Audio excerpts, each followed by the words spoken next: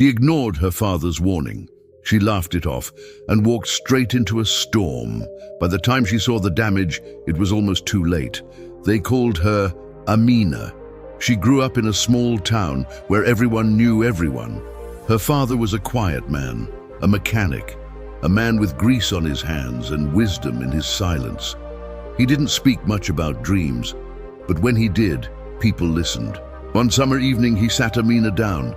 He looked at her as if weighing the world. "Don't rush," he said. "Build slowly. Know what you're getting into." Amina smiled.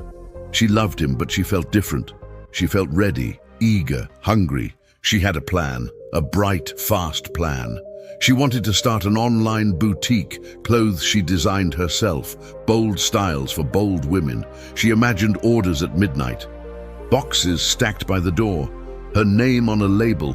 Her father's words sounded small next to her dream. "Don't rush." To her, that meant, "Don't be slow." She read it as anything but caution, so she ignored him. At first it went well. She designed a few pieces, posted them on social media. Friends cheered. A small influencer shared a dress. Orders trickled in. She felt the high everyone dreams about. But she was moving too fast. She hired 2 tailors with a handshake and a promise. She bought fabrics on credit. She skipped proper contracts. She trusted the thrill more than the paperwork. There were signs, little things, late deliveries, a seam that came apart, a fabric that bled color in the wash, a customer who complained and then disappeared.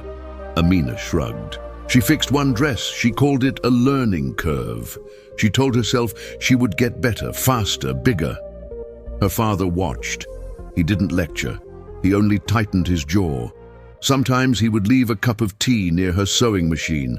Other times he would stand in the doorway and watch, like a lighthouse watching a ship that thinks it can sail in any weather. She still ignored him.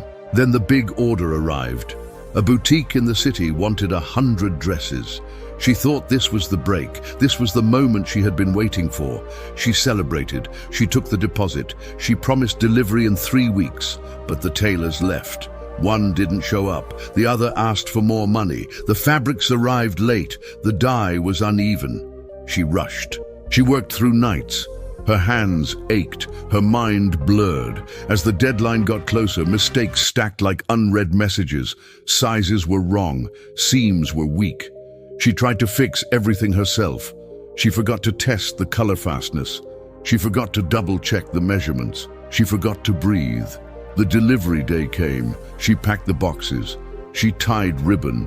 She smiled for the courier. Inside, her heart was a knot. The boutique called the next morning. The dresses bled. The seams frayed. Customers returned them, furious. The boutique threatened to cancel the contract and demand a refund. The deposit vanished into costs she couldn't pay back. Word spread. In a small industry, news is fast. Her social media feed filled with angry messages. A few loyal customers defended her, but the damage had begun. Her father came over. He didn't need to say anything. She was already crying. She blamed herself. She blamed the tailors. She blamed bad luck. "I told you," he said softly. "I told you to build slowly, to test, to save." She pushed him away. She was too proud, too ashamed to admit she had been reckless. "You don't understand," she said. "I had to move. I had to grow." He looked at her with tired, steady eyes.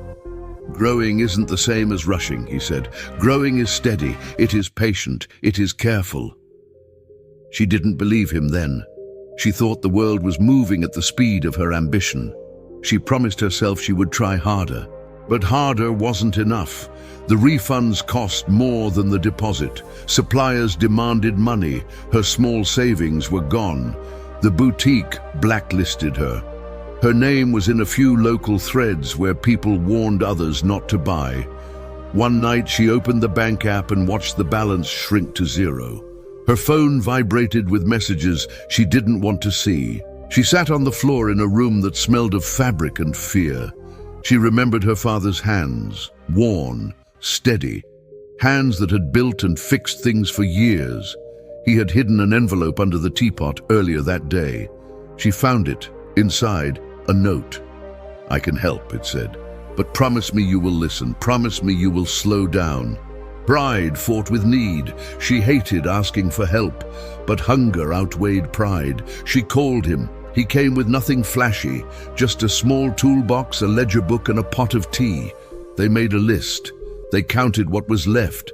They called suppliers. They apologized to customers honestly. She learned to say, "I'm sorry, I will fix this." Her father taught her how to write a simple contract, how to test a fabric, how to build a small safety margin in the price, how to save a little every month, how to say no to an order you cannot keep. It was slow work. It was painful. Every day felt like 2 steps forward and 1 step back. Sometimes they had only bread and tea. Sometimes they had hope. Months later, she opened a small stall at the weekend market. Not a boutique, not grand, but her clothes were strong. The seams held. The colors stayed true after the wash. Customers came back. She worked with a local tailor she trusted now. She kept records. She saved a small amount from every sale. She tested every batch of fabric. She never accepted a big order without a contract and a realistic delivery time. Her father watched less. He still stood in the doorway sometimes, but now he would smile. She learned the difference between hurry and growth. She learned that a warning is not a wall. A warning is a lamp on the path. Sometimes it shines on a rock you might step on. Sometimes it points to a bridge you need to cross carefully. She paid a price. She also paid attention. The loss taught her what no book could. If you have a dream, move toward it. But ask yourself, are you building or racing? Ask for help. Learn to test. Save a little. Make agreements in writing. Let experience teach you, but don't ignore those who have walked a similar road. A warning is not a stop sign. It is a whisper that says, slow down, look, listen to it. Not because you are weak, but because wisdom can save you time, money, and heartbreak. What are you rushing toward today? Would one quiet question, am I ready? Change your path? Think about it. Breathe. And then go build. Slowly, steadily, bravely.